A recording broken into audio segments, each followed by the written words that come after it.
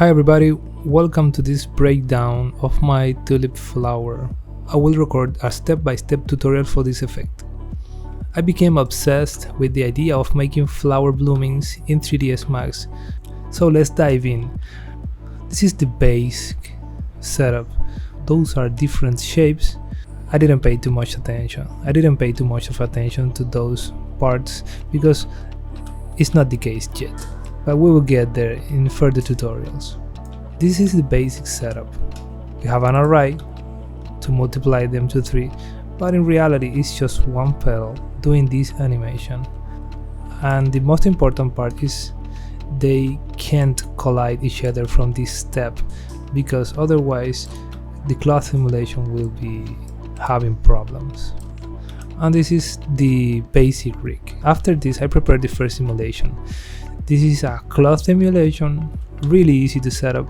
We just need to add the pieces we want to simulate and then use some modifiers to make the magic happen. They are trying to follow the animation I did before, but with the simulation of the cloth. After the simulation, I stacked here some modifiers to achieve better results at the tips or edges. This piece is adapting all the time to the cloth simulation. Right now I'm just using a tie conform to achieve this effect. What I did next is to tie cache all of this so we can have just one mesh for everything. Of course, this is a path deform following a tie spline. To make the tie spline, I use some particles moving like this, and I use the bindings to grow my tie spline. And then I apply some leaves also following the path deform. This is a very fast setup for the leaves, but more or less you can see what is going on. It's a shape being deformed. Once I have all these pieces together, I build another tie cache for all of this geometry so I can have just one element. And now I can apply some water drops on top of this tie cache.